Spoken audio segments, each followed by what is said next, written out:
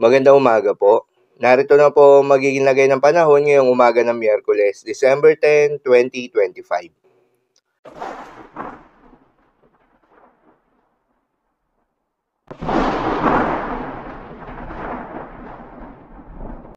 Sa kasalukuyan na tayo sa pag-asa, shear line o yung banggaan ng malamig na northeast monsoon at mainit na easterlies ang patuloy na nakakaapekto sa ilang bahagi ng southern Luzon.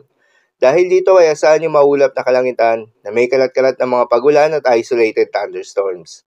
Northeast monsoon naman o hanging amihan ang nakakaapekto pa rin sa may northern at central Luzon. Dahil dito ay asahan yung maulap na kalangitan na may kalat-kalat na mga mahihinang pag-ulan. At sa nalalabing bahagi pa ng ating bansa ay asahan naman yung generally fair weather condition na may mataas na tsansa ng mga pagulan o thunderstorms pagsapit ng hapon o gabi na dulot ng mga localized thunderstorms at easterlies. Samantala, yung binabantayan na low pressure area na dating si Bagyong Wilma ay nakalabas na ng Philippine Area of Responsibility at wala nang direktang epekto sa anumang bahagi ng ating bansa. Hindi na rin ito inaasahan na lalakas pa muli bilang isang bagyo. Para naman sa magiging lagay ng panahon ngayong araw ng Miyerkules, dahil nga sa epekto nitong shear line, asahan sa Metro Manila, Quezon, Rizal, Pampanga, Bulacan at Aurora, ang maulap na kalangitan na may kalat-kalat na mga pagulan at isolated thunderstorms. Posible ang mga pagbaha o pagguho ng lupa due to moderate to at times heavy rains. Habang sa may Cagayan Valley, Cordillera Administrative Region at nalalabing bahagi ng Central Luzon, ay asahan naman yung maulap na kalangitan na may kasamang mga pag-ulan na dulot ng northeast monsoon. Posible rin ang mga pagbaha o pagguho ng lupa due to moderate to at times heavy rains.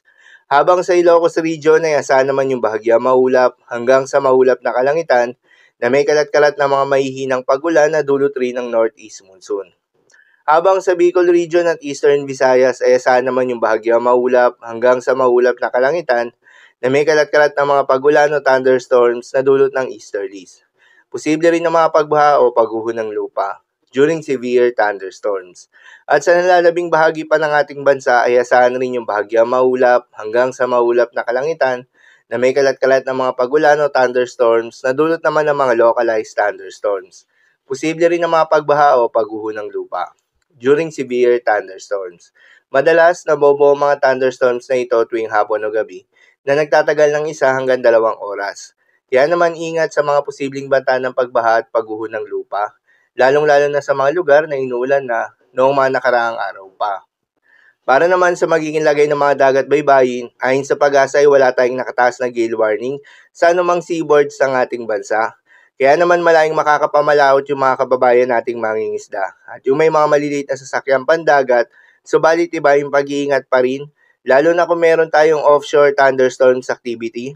Asahan yung paglakas ng hangin at kakibat nito ay pagtaas rin ng mga pag-alon.